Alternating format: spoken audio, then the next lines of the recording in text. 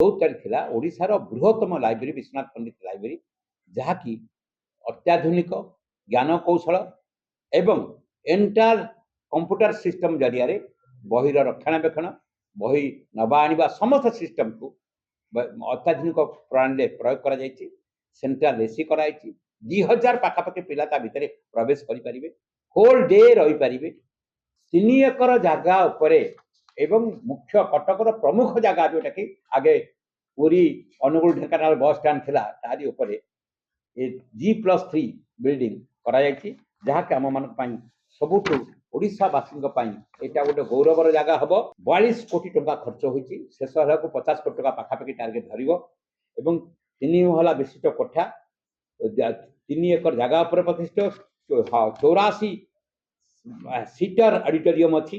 Audio video conferencing room ता भीतर अच्छे। कटक महानगर निगम 150तम वार्षिक पालन परिप्रेक्षी एक वर्ष धरी जो आम ए उत्सव को आगु नापी योजनाबद्ध भाव आरंभ करूँ तार द्वितीय पर्याय तार प्रथम इनागुरेशन कार्यक्रम शहीद भवन सरला 8 तारीख 14 तारीख थिला ओडिशार बृहत्तम लाइब्रेरी विश्वनाथ पंडित लाइब्रेरी जहाँकि अत्याधुनिक ज्ञान कौशल एवं एंटायर कंप्यूटर सिस्टम जरिया बहिर रक्षणाबेक्षण बही नवा आनिबा समस्त सिस्टम को अत्याधुनिक प्रणाली प्रयोग करा जायछि। सेंट्रल एसी कराई 2000 पाखापाखि पिला ता भितर प्रवेश करें होल डे रही पारे माने सबुठु उन्नत धरण बाथरूम कराई हैंडिकैप पिलाना व्यवस्था करा जायछि। सेंट्रल कैफे भी कराई खाई पी ता भितर रही पारे जेरक्स रूम कराई पिला माने चाहिए जेरक्स भी करें एवं 3 एकर जगह उपरे एवं मुख्य कटकर प्रमुख जगह जोटा कि आगे पूरी अनुगुल ढेंकानाल बस स्टैंड थिला तारी उपरे G+3 बिल्डिंग करा जायछि जहाँ कि आम मान सबुठु ओडिशावासी यहाँ गोटे गौरवर जगह हम एवं आसंता काली ठीक 10:30 सुधा एटा इनागुरेशन लोकार्पण माननीय मंत्री डॉक्टर पुरुषोत्तम महापात्र नगर उन्नयन मंत्री आगु करेंगे। 42 कोटी टंका खर्च होती शेष को 50 कोटी टंका पाखापाखि टार्गेट धरिबो एवं 3 महला विशिष्ट कोठा 3 एकर जगह पर प्रतिष्ठित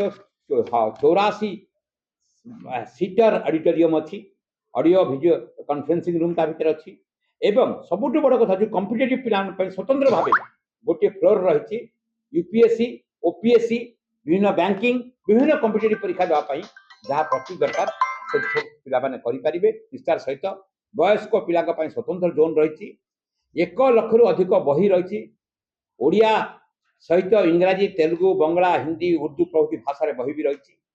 पिला माने खाया स्वतंत्र कैफे व्यवस्था अच्छी 72 सीटेड व्यवस्था ता भीतर अच्छी गोटे जेरक्स रूम भी अच्छी टोटाल सेंट्रल एसी अच्छी पार्किंग पाखरु 2टी लिफ्ट व्यवस्था भी रही एवं सीसीटीवी निरीक्षण 24/7 सुरक्षा व्यवस्था अग्नि निरापत्ता व्यवस्था सौर शक्ति पर्याप्त पार्किंग आकर्षण सबुज परिवेश और दिव्यांग अनुकूल सुविधा उपलब्ध रही छड़ा सामनाटा ग्रीनरी एरिया करने गोटे बड़ योजना भी नि लाइब्रेरी ओडिशा रे गोटे बड़ अवदान कटक महानगर निगम नगर उन्नयन विभाग यही समस्ते आम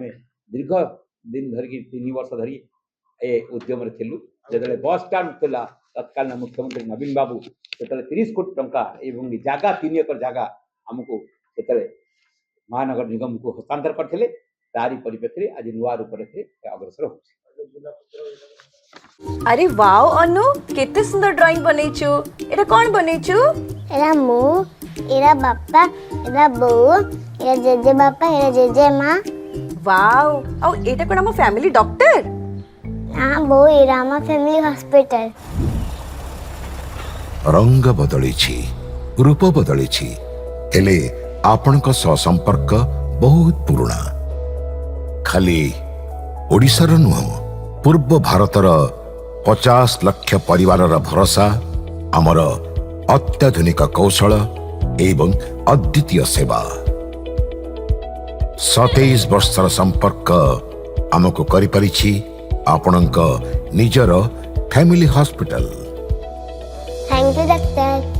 अनुपरी अनेक पिलांक धन्यवाद आम पई अमूल्य उपहार।